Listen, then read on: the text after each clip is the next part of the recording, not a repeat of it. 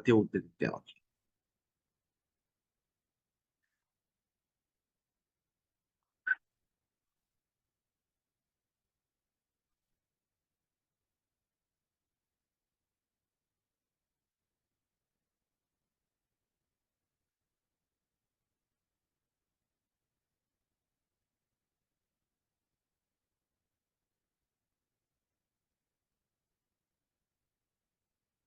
Bom, então eu vou continuar daqui, então depois eu vejo o que eu vou fazer. Seguinte, nas próximas aulas a gente tem que falar sobre indústria no Brasil, principalmente. Quero focar muito em geografia física também no futuro, porque são assuntos muito importantes para o vestibular e para o Enem. A gente não pode negligenciar a geografia física, então a gente tem que falar sobre isso ainda. Mas agora eu vou falar sobre a matriz energética brasileira, a gente poder dar sequência para alguma coisa que a gente já estava falando. Se alguém quiser colocar no chat aonde a gente parou na última aula, se lembra, se anotou alguma coisa, que daí já facilita um pouco. Senão eu falo direto aí da matriz energética brasileira, que é um assunto super importante, lembrando, gente, que produção energética é uma parada que aparece muito em prova, então a gente tem que tomar todos os cuidados possíveis, assim, a respeito do assunto, tem que estudar bastante sobre, e o Brasil, ele tem umas diferenças em relação a outros países, e esse é um detalhe que é sempre relevante a gente ressaltar, né, que o Brasil é um país que, comparado a outros países, tem um percentual de produção de energia limpa que é muito elevado. Então, se tu pegar assim o Brasil, comparar, fizer um comparativo direto com o mundo todo, uma proporção de percentuais assim, tu pega o nosso país tendo assim de toda a produção energética, uns 40% sendo aí de fontes renováveis. E se a gente analisar só a energia elétrica, esse percentual fica ainda mais elevado. Então a gente tem que lembrar desses detalhes. O Brasil tem uma boa base da sua produção energética oriunda de fontes renováveis. Esse é um ponto que vale a pena destacar. E quando a gente pensa só na energia elétrica, esse percentual de renovável vai a 80%. A gente vai destacar isso aqui rapidamente. Aqui a repartição de oferta interna de energia, valores em percentuais aproximados. Claro que, por exemplo, aí a gente tem a hidráulica como 11,5%, porque a gente está contabilizando toda a produção energética do Brasil, não falando apenas especificadamente da eletricidade. Se nós pegamos a eletricidade, o percentual da energia hidráulica ele fica muito mais elevado. Lembrando aí que a principal fonte de energia utilizada no Brasil está relacionada a petróleos e seus derivados. Se a gente pensar, por exemplo, que o que move o Brasil são caminhões e automóveis, a gente já entende que um derivado de petróleo acaba sendo a fonte de energia mais utilizada aqui no Brasil. Aqui a gente tem o percentual do consumo de energia nas indústrias, com destaque para energia elétrica, né, e para biomassa e carvão mineral.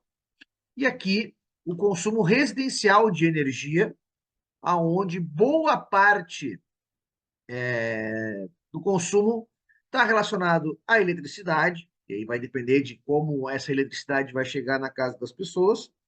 No Brasil, geralmente através de usinas hidrelétricas, a gente tem a lenha e a gente tem o gás liquefeito de petróleo, lenha e gás liquefeito que ficam aí com um percentual muito parecido.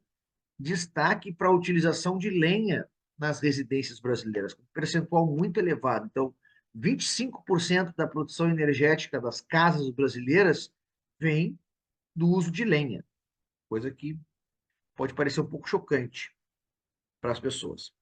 E quando a gente destaca a matriz elétrica brasileira, e esses dados já têm aí 10 anos e o percentual ele acabou não mudando muito, com uma diferença específica que eu vou ressaltar mais para frente, mas o maior destaque que a gente pode fazer a respeito da energia produzida no Brasil está relacionado à questão da utilização da energia hidráulica, a importância que ela tem na produção elétrica brasileira. Então, boa parte da energia que nós consumimos vem de usinas hidrelétricas, Então, a gente tem que pensar que quase 70% do consumo de eletricidade no Brasil vem de hidrelétricas. E aqui a gente vê uma proporção, né, da participação de renováveis só na matriz elétrica brasileira. Esse percentual fica aí muito próximo de 80% até hoje, bem acima de outros países que se utilizam de energia nuclear, que se utilizam de carvão mineral, então outras fontes que não são renováveis. É bom a gente destacar que alguns países têm investido muito em energia renovável. É o caso da China, por exemplo, que vem se destacando na produção de energia elétrica oriunda de parques eólicos, mas principalmente a energia solar e o investimento que eles têm feito de forma maciça na construção de hidrelétricas, utilizar energia hidráulica para produzir eletricidade. Então, seguindo mais ou menos o que o Brasil fez, que o Canadá faz também, produzindo muito energia elétrica a partir de hidrelétricas. Então, a gente tem que destacar uma coisa, uma parada que vale a pena frisar aqui. O segundo maior percentual de produção elétrica aqui no Brasil acaba ficando hoje em dia nos parques eólicos. O investimento na energia eólica no Brasil vem aumentando gradativamente ano após ano. Quando eu falar de novo aqui de energia eólica, eu friso esse detalhe, mostrando assim a relevância desse tipo de produção energética hoje no nosso país. Só para questão de curiosidade, eu coloquei aqui uma lista das principais hidrelétricas do Brasil, pelo menos em produtividade, e um valor aproximado do número de unidades centrais hidrelétricas no Brasil, aproximadamente 200. O Brasil é um país muito capilarizado, com muitos rios e muitos rios de planalto. Então, tu vai ter uma diferença de altitude da nascente para a foz do rio, e isso ajuda, contribui na possibilidade de se construir uma represa e dali poder criar, né, uma infraestrutura de uma hidrelétrica, seja ela muito grande ou muito pequena, mas o Brasil em vários lugares tem esse potencial. O maior destaque do Brasil acaba sendo Itaipu, que é a maior de todas aqui do nosso país, a segunda maior usina hidrelétrica do mundo, e ela é uma usina binacional, ela é brasileira e paraguaia. Ela só pode ser construída porque tu vai ter o acordo feito entre o governo do nosso país e do nosso vizinho Paraguai. É. A segunda em produtividade, hoje em dia, continua sendo o Tucuruí, que é a maior hidrelétrica totalmente brasileira. Ali a gente tem na imagem, no texto, Belo Monte, no Rio Xingu, com uma produção de 11.200 megawatts. Belo Monte não produz a 100% da sua capacidade para evitar maiores problemas ambientais na região, então ela acaba produzindo menos que Tucuruí. E também tu vai ter aí Giraú, no Rio Madeira, Santo Antônio, no Rio Madeira. Então, de todas essas, tu vai ter 4 no norte e uma na região sul do país. Boa parte da capacidade hidrelétrica do Brasil fica na bacia amazônica, que é o maior potencial hidrelétrico de qualquer lugar do planeta Terra. E aqui, pegando, puxando a brasa para o Rio Grande do Sul, coloquei algumas hidrelétricas que existem no nosso estado aqui, o pessoal que mora no Rio Grande do Sul, obviamente já não vai acabar conhecendo todas essas hidrelétricas, mas elas ficam principalmente na bacia do Rio Uruguai, lá no Alto Uruguai, no noroeste do Rio Grande do Sul. Então é por lá que tu vai encontrar essas principais hidrelétricas norte e noroeste do Rio Grande do Sul, que não têm assim um grande potencial produtivo quando comparadas com outras usinas do resto do território brasileiro. Além disso, a gente teve, ao longo dos anos, um investimento considerável na construção de termoelétricas que vão utilizar muitas vezes combustíveis fósseis, né? E aí tu vai ter uma utilização constante desse tipo de usina no Brasil. A gente sabe que normalmente ela acaba usando fontes de energia que são muito poluentes, uma termoelétrica que usa carvão ou derivado de petróleo acaba sendo muito poluente, contribuindo bastante para o aumento de CO2 na atmosfera, que acaba contribuindo para o aumento do efeito estufa, que pode causar aí, acaba causando, né, grandes transtornos climáticos no Brasil e no mundo. Então, a gente não recomenda, quem estuda um pouco de produção energética, acaba não recomendando uma termoelétrica, porque tu vai ter outras possibilidades num país como o nosso, tão grande, com tanto espaço para produzir, e as termoelétricas talvez não sejam as mais eficazes e que não tem uma relação assim, produção e poluição muito aceitáveis. Então, polui demais, produz de menos, então acaba não sendo um tipo de produção energética muito viável, embora ainda muito utilizada no Brasil. E às vezes acaba quebrando um galho quando a gente tem algum problema relacionado à produção nas hidrelétricas, como aconteceu no Brasil há uns 4 anos, com uma crise hídrica que choveu menos em algumas partes do Brasil, então o leito dos rios ele ficou mais baixo, deu uma secada, diminuiu a produção de eletricidade, de energia elétrica em usinas hidrelétricas aqui no Brasil. Então, para manter o atendimento do consumidor do nosso país, toda a estrutura de produção energética no Brasil acabou investindo e utilizando mais energia de termoelétricas que já existem aqui no país, o que acabou encarecendo para o consumidor final, porque, além de tudo, uma termoelétrica ela é muito mais cara para produzir do que uma hidrelétrica. Até porque uma termoelétrica vai precisar comprar combustível. Uma hidrelétrica, o combustível é a movimentação da água que passa por ali. Tu não vai precisar gastar dinheiro com combustível. Tá? E aí, pensando nessas fontes não renováveis, a gente tem que pensar muito na questão do petróleo no Brasil. Petróleo, que é um recurso natural, está muito relacionado a questões geopolíticas do planeta.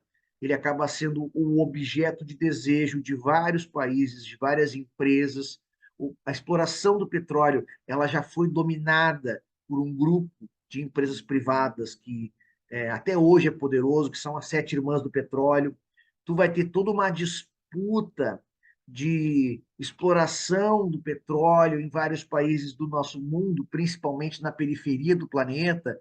Então, acaba sendo um objeto, na verdade, acaba sendo um recurso que é muito economicamente importante para esses países, e muitos países se usam desse recurso para garantir uma certa, como eu posso dizer, uma certa garantia de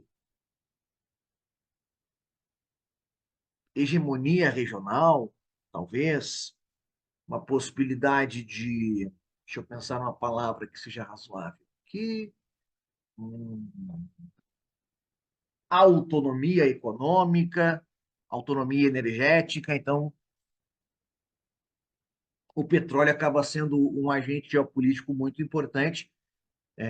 Conflitos foram travados no mundo por causa do petróleo, que passa a ser o principal combustível do planeta a partir da segunda revolução industrial, que é a revolução do petróleo, que é a revolução da eletricidade, que é a revolução do automóvel. Então, o petróleo ele tem essa importância.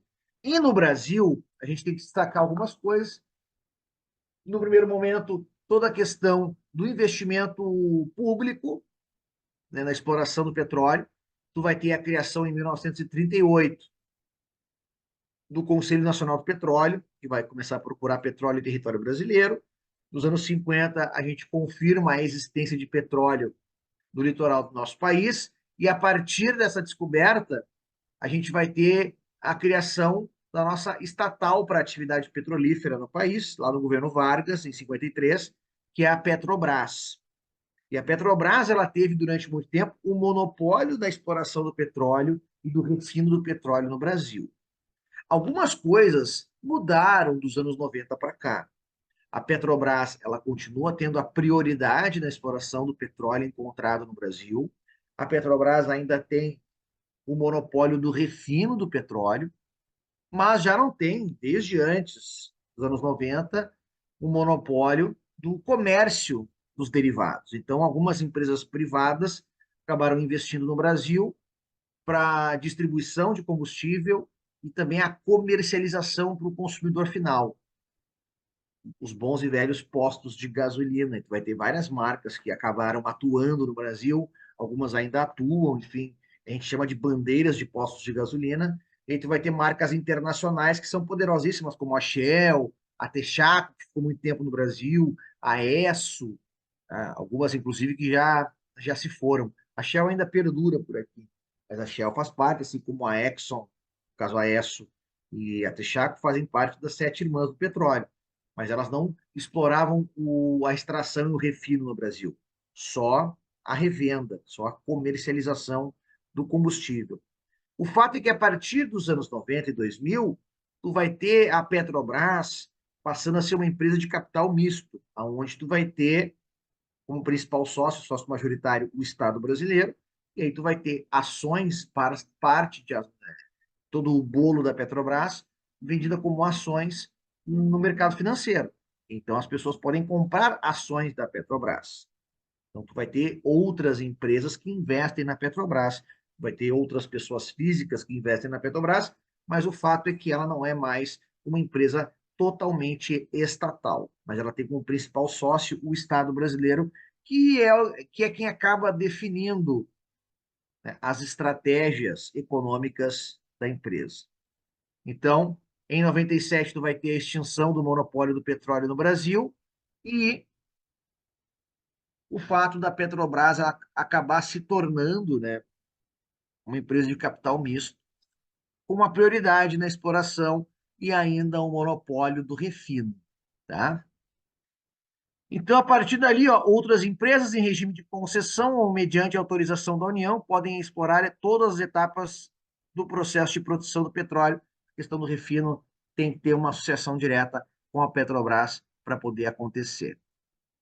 Durante muito tempo, a Petrobras acabou investindo em pesquisa científica para a utilização de etanol e de biocombustíveis como biodiesel, mas, ao mesmo tempo, tinha toda a tentativa de estudos geológicos para encontrar outras reservas de petróleo no litoral brasileiro. O petróleo brasileiro é um petróleo que está no oceano e todo o petróleo que a gente usa hoje em dia no planeta, ele se formou em fundo oceânico. Essa é uma informação que é relevante para vocês. No caso, no Brasil, a gente teve o começo da possível exploração, ali já no século XXI, de reservas de petróleo e gás natural, mas principalmente petróleo, na região que nós chamamos de camada de pré-sal, ou no pré-sal, que é uma área que é bem mais profunda quando a gente compara com a exploração de petróleo, que já acontece naturalmente no oceano. Então, a camada de pré-sal tem esse nome porque ela, geologicamente falando, se formou antes da camada de sal que tem no solo, que tem no fundo do oceano. Então, as camadas mais antigas, elas se formaram primeiro e elas estão mais embaixo na formação destes solos oceânicos. Então, tu vai ter o petróleo e o gás na camada de pré-sal, que é mais antiga, e depois tu vai ter toda a formação de uma camada de sal, e depois a camada de pós-sal, que é onde naturalmente, normalmente, nós temos as jazidas de petróleo exploradas aí, oceano afora no mundo. Então, é uma região muito mais profunda, tem todo um investimento tecnológico para possível extração, e hoje até nós já exploramos algumas reservas em parte do litoral brasileiro, e tu vai ter empresas, no caso, consórcios, né, de empresas que acabam atuando na exploração desse petróleo, associadas diretamente também à Petrobras. Tu vai ter muito investimento chinês na exploração desse petróleo no pré-sal. A China que vem investindo bastante em outros países nesse ramo de produção energética, né? Empresas chinesas, seja ela do Estado ou empresa privada, geralmente elas têm capital misto, tu vai ter o Estado como sócio principal, enfim.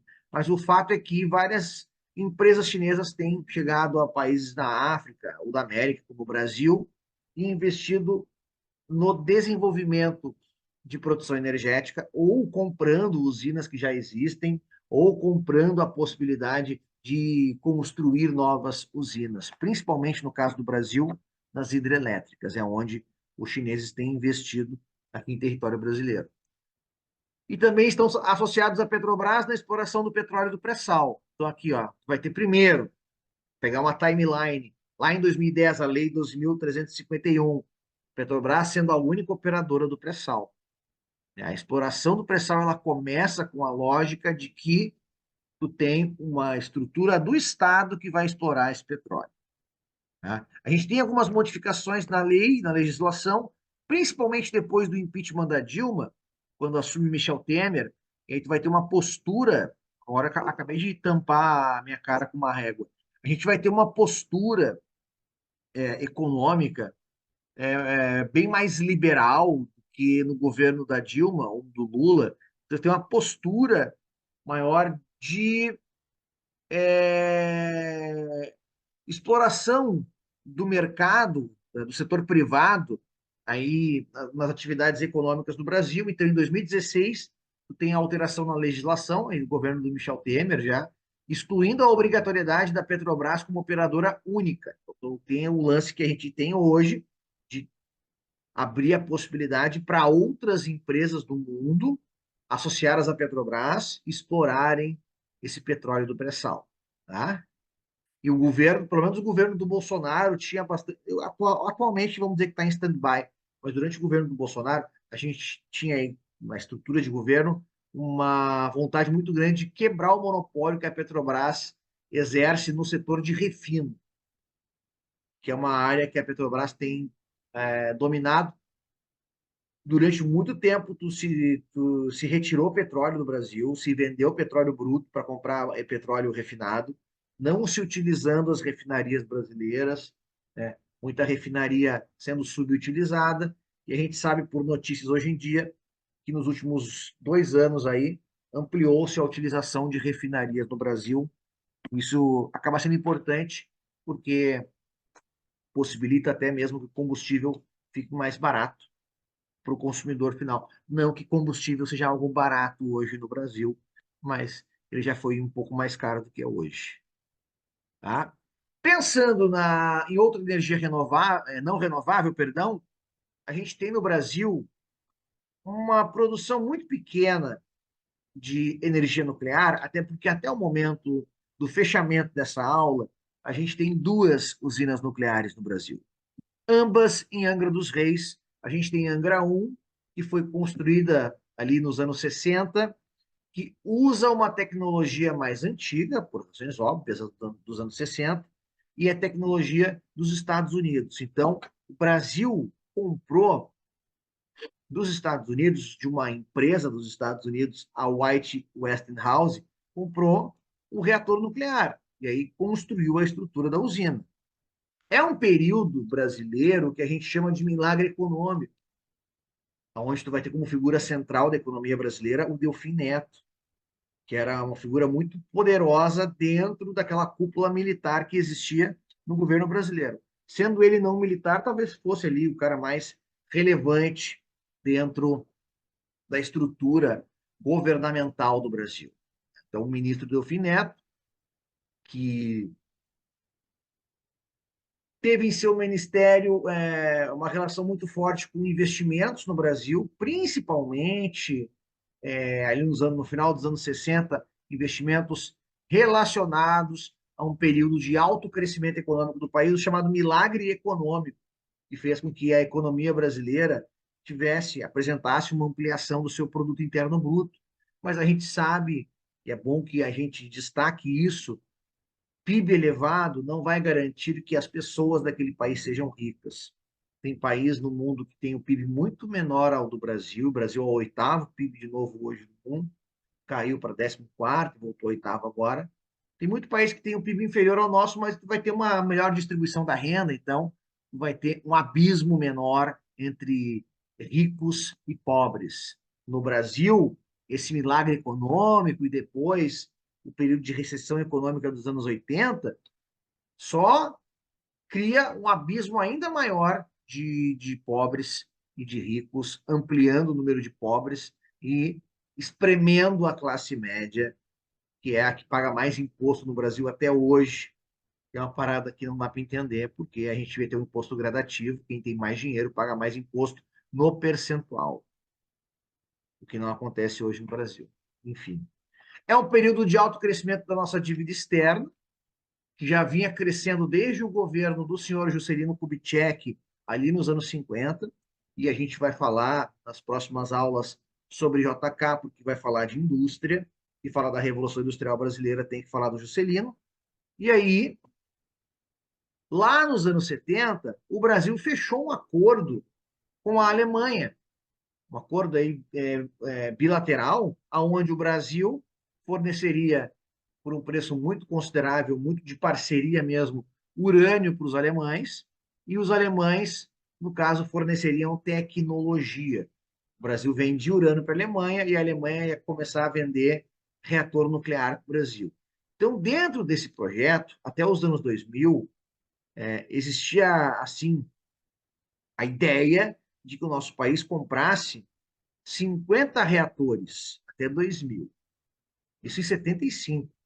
Num período muito conturbado da economia mundial, a gente está ali vivendo a crise do petróleo, então a economia brasileira ela ficou muito, muito, muito deteriorada durante os anos 80. Então, de todo esse projeto de compra de reatores, dos 50 que o Brasil compraria, o Brasil comprou, acabou comprando apenas um, que é o reator que funciona em Angra 2, que teve todo o projeto começando em 75 e foi se inaugurada por completo nos anos 2000, aqui já, 2010.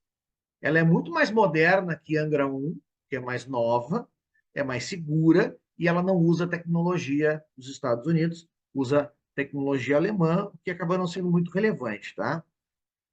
Então, inaugurada pelo FHC, ela começa a funcionar em 2000, ela é totalmente concluída em 2010, tá? Como eu havia dito, muito mais segura do que Angra 1. Existem projetos de uma possível ampliação da produção nuclear no Brasil até metade do século. Tem prós e contras, né? Pensando na produção energética específica, ela é limpa, não polui a atmosfera, enfim, o problema são os dejetos e possíveis acidentes, enfim, que não são muito comuns, então depende muito do tipo de trabalhador que tem por lá e o lugar que tu instala uma usina nuclear, então geralmente pega o caso do Japão, os maiores acidentes nucleares da história, que é Fukushima. Acontece porque o Japão é um país muito próximo de limite de placa tectônica, então teve terremoto e isso acabou atingindo a usina, uma coisa que não aconteceria no Brasil, porque no Brasil os terremotos que existem são imperceptíveis. Existe bastante terremoto no mundo todo, em qualquer placa tectônica tu vai ter, mas ele é mais intenso, apresenta um epicentro geralmente próximo do limite de placa. E o Brasil fica no centro de uma placa, que é a placa sul-americana. Então, talvez seria seguro colocar um lugar que tivesse bastante acesso à água, vai precisar de muita água para resfriar esse reator. Então, aquela fumaceira que sai de uma usina nuclear é basicamente vapor d'água, fica informação. Então, aí tu tem todo um projeto de ampliação de um complexo nuclear ainda em Angra dos Reis, aumentando bastante a produção em usina nuclear aqui no Brasil. Lembrando, energia nuclear usa urânio, que é uma fonte não renovável, mas que gera muitos problemas com o descarte, né, que nós chamamos aí de lixo nuclear. Além disso, no Brasil, vale destacar todo o investimento na produção de biomassa, no investimento no cultivo de plantas que podem ser utilizadas como biocombustíveis. E aí tem alguns exemplos aqui na tela, como é o caso do algodão, da mamona, tem aí o girassol, tem a soja, tem o dendê, o babaçu. Então, são plantas nativas ou não do Brasil, que já estavam aqui, que foram trazidas por colonos, mas que tem a possibilidade, pegando, por exemplo, as que aparecem na imagem, hein, tem a possibilidade de produzir biodiesel. E a Petrobras no Brasil, os postos da Petrobras, já se utilizam de biodiesel na formulação do diesel vendido nesses postos de gasolina. Assim como o etanol, ou melhor, como a gasolina brasileira tem um percentual de etanol, o óleo diesel tem um percentual de biodiesel. Então, vale a pena frisar esse destaque aí, plantas oleaginosas que podem ser utilizadas aí como fonte de combustível, produção aí de biomassa.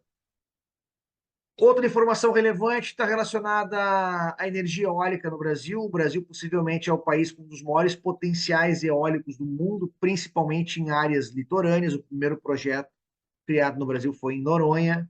Depois tu vai ter outras obras que se destacam no Brasil. E aqui no Rio Grande do Sul a gente tem, por exemplo, o Parque Eólico de Osório, que se estende quase a Capivari hoje em dia, que acaba produzindo bastante energia para aquela região do estado.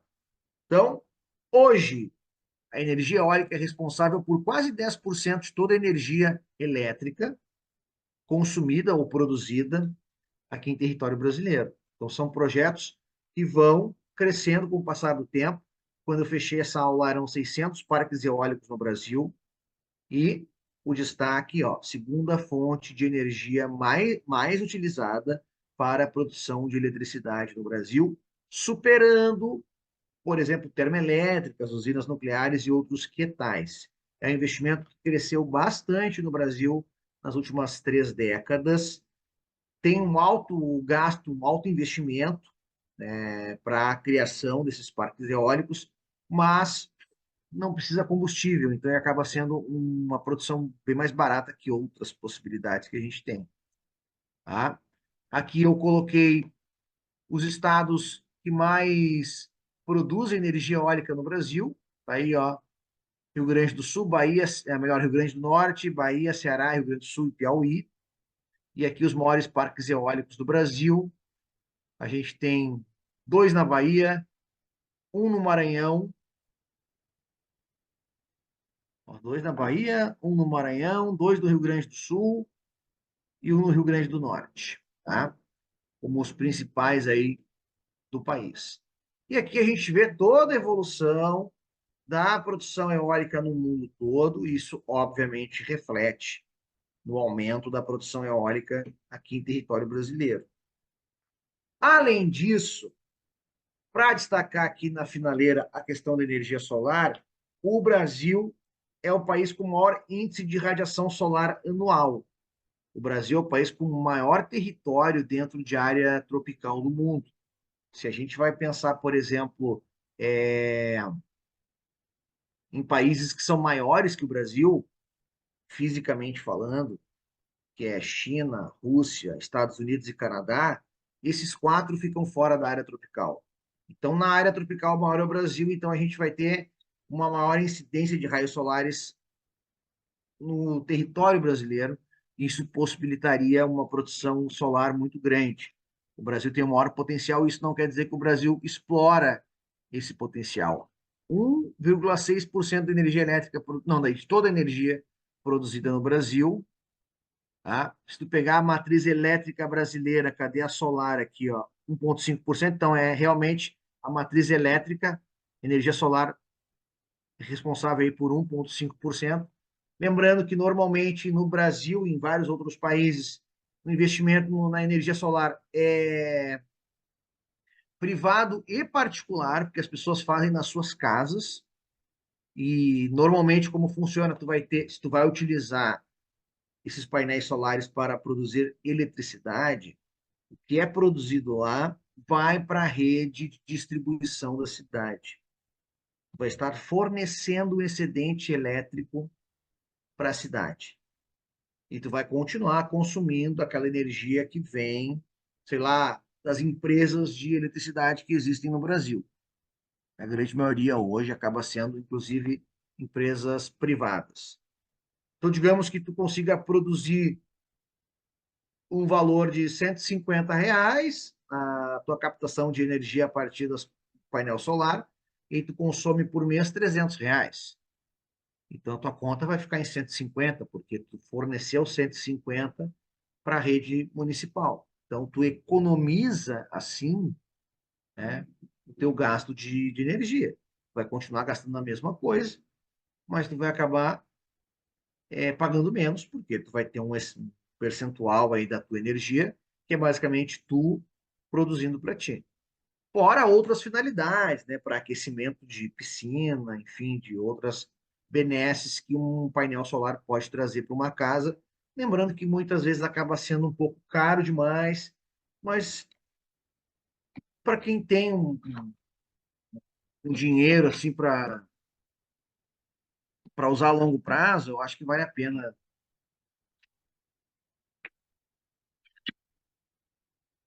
investir em painéis solares, porque a tua conta vai ficar muito mais barata. Isso já acaba sendo uma vantagem considerável.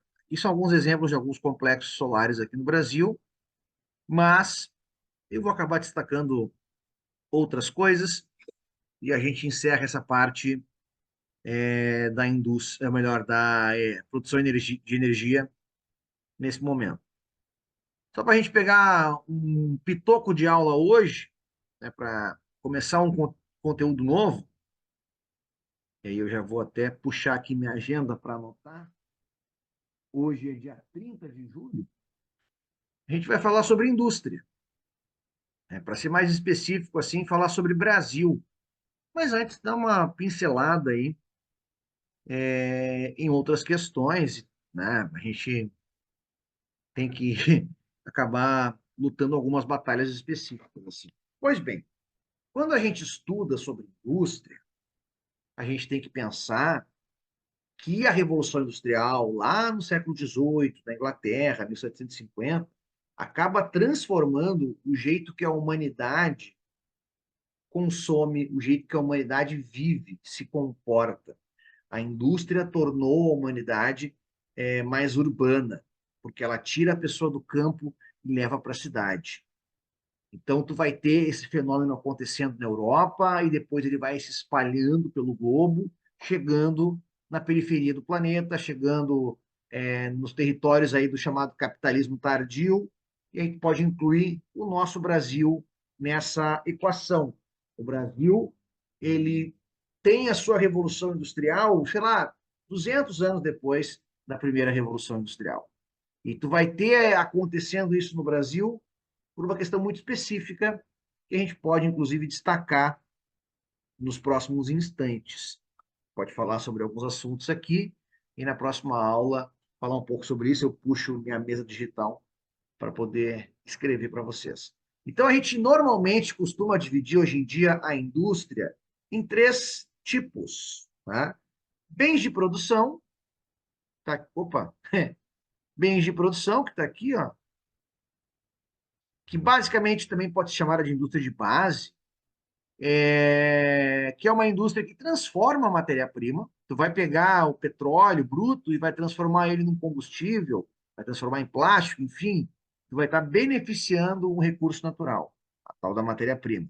Então, a indústria petroquímica, a siderúrgica, a indústria de metalurgia, enfim, é uma indústria que nós podemos chamar também de pesada, vai transformar a matéria-prima.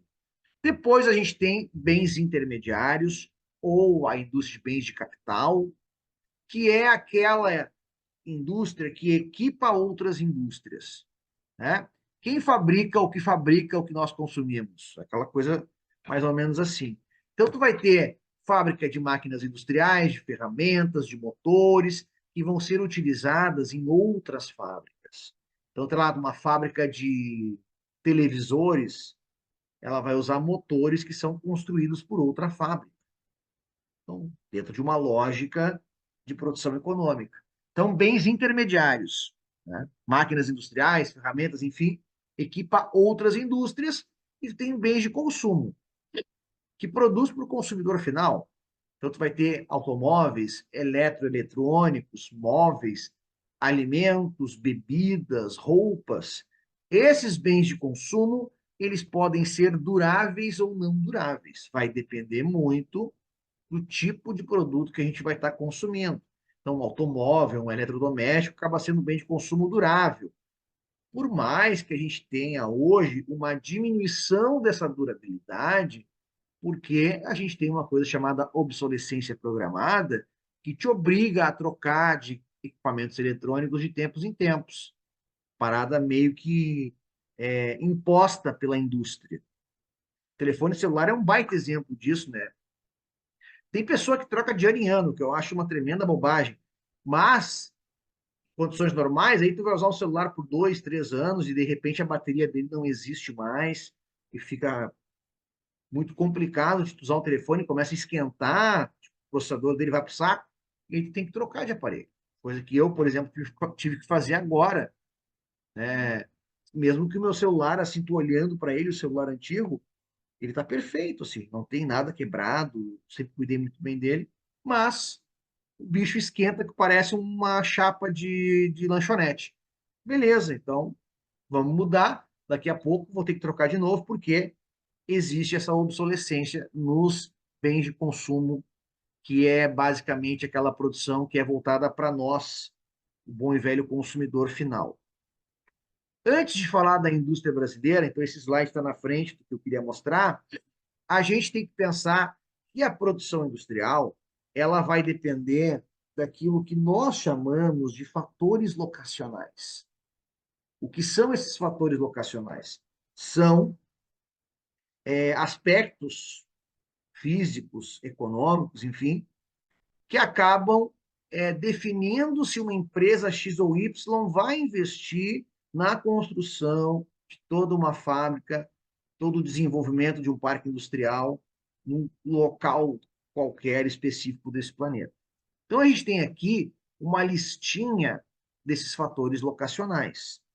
Então, eu vou aqui enumerá-los, depois eu falo um pouquinho de cada um. A gente tem aqui, ó,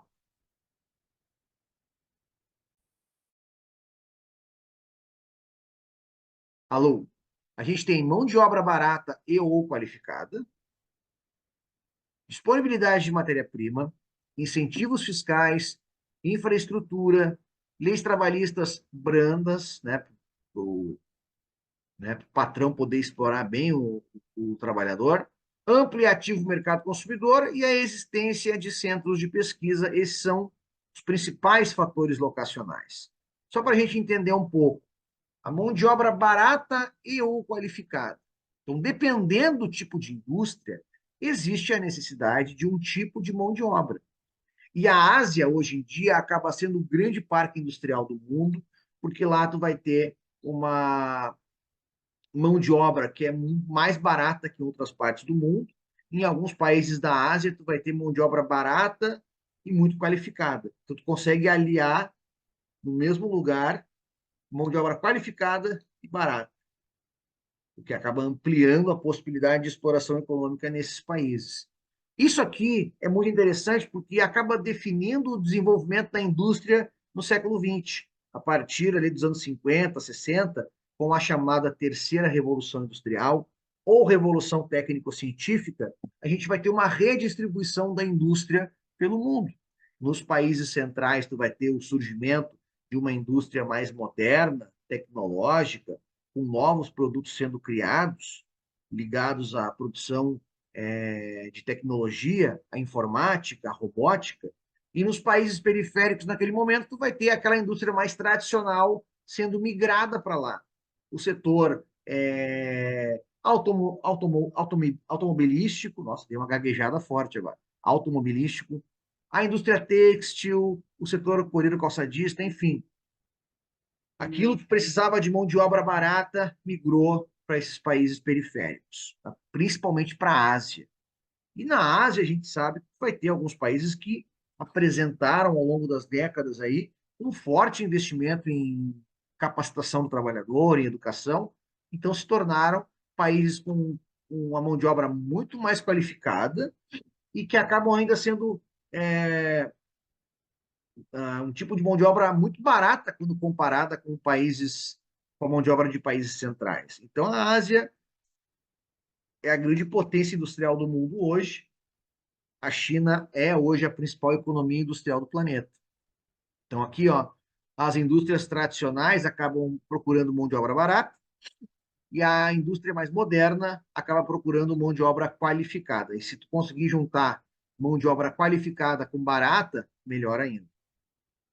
Aqui nós temos, né, a disponibilidade de matéria-prima. tá? Então, o fácil acesso à matéria-prima acaba barateando custos, o que acaba sendo muito importante para alguns tipos de indústria. Aquela indústria mais tradicional, lá da primeira, da segunda revolução industrial, acabava para ela sendo importante que ficasse próximo da matéria-prima. A indústria mais moderna, tecnológica, não é tão importante estar próximo da matéria-prima. Pode buscar matéria-prima em outra parte do mundo, enfim, acaba sendo possível. No passado da indústria, era muito relevante que o parque industrial ficasse próximo da matéria-prima. Pensa, por exemplo, nos Estados Unidos. A primeira grande região industrial daquele país surge no nordeste do território americano, que é a região ali próxima aos Grandes Lagos, e a gente chama de cinturão manufatureiro, cinturão da ferrugem, porque é uma área que tinha disponibilidade de ferro e de carvão, principalmente, o principal combustível ali até a chegada do motor à explosão e a ascensão do petróleo como principal combustível do planeta, substituindo o carvão mineral. Mas isso não tirou a importância do carvão. Na verdade, diminuiu um pouco a importância dele, mas ele continuou sendo importante. Hoje em dia, pela evolução tecnológica, pelas facilidades que se tem de deslocamento no planeta, não é tão necessário ficar próximo de matéria-prima. Em alguns casos, se for possível, melhor, mas não é tão necessário. E aqui, opa, e aqui, para fechar a aula de hoje, continuamos ano que vem, é ótimo. Continuamos semana que vem aqui, ó. Eu vou até marcar e de noite eu fui até aqui a página dos incentivos fiscais. Esse é um assunto que dá muito pano para manga. A gente está falando de tributos que deixam de ser cobrados pelo poder público, empresas que acabam sendo atraídas para países, estados e municípios, porque o setor público, o poder público acaba atraindo essas empresas com esses incentivos fiscais. O que muitas vezes acontece é que estas empresas acabam fazendo um leilão com esses estados e municípios, dentro de uma lógica que nós chamamos de guerra fiscal. Então, alguns estados, alguns municípios abrem tanto as pernas, com perdão da analogia, abrem tanto as pernas para algumas empresas que acabam investindo menos em outros setores, que pode causar um problema para a estrutura social daquele estado, daquele município. Aqui na Charge, a gente tem um exemplo da Azaleia, que foi embora do Rio Grande do Sul, foi para o Ceará e agora, acredito eu, está produzindo na Índia, na China, enfim, porque recebeu esses incentivos e foi embora.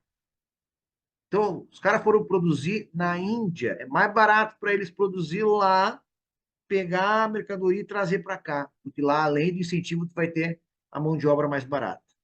E aqui, no caso, eu quero destacar para vocês uma situação de incentivo fiscal que marcou o Rio Grande do Sul, marcou a história do nosso estado, que é a questão da FOR. A FOR que viria para o Rio Grande do Sul lá no começo dos anos 90.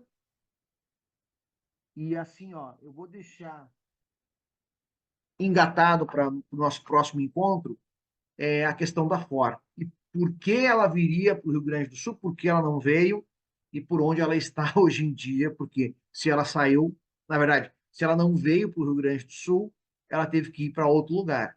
Uma coisa eu já digo, ela foi para outro lugar, sugou o que pôde por lá, e aí, quando esses incentivos diminuíram, o que ela fez, a Ford, pegou os mijados dela e, ó, zarpou daquela cidade, daquele estado. Inclusive mudou de país, foi produzir em outro país. Então, gente, o que eu posso dizer para vocês é que tenham todos uma boa semana, né? A gente parou aqui agora nesse material aqui falando sobre os incentivos fiscais. Depois disso falaremos sobre o desenvolvimento da indústria no Brasil, que é um assunto super relevante. Depois caímos de cara na geofísica. Foi uma honra.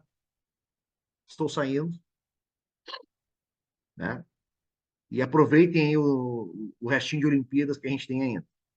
Ainda estou de recesso no meu outro emprego, então eu tenho só o que tenho feito aí é acompanhar os Jogos Olímpicos. Então, beijo, Boa noite para todo mundo, boa semana e até a próxima. Estou live meeting. Adieu. Vou até falar em francês, já que a Olimpíada é na França.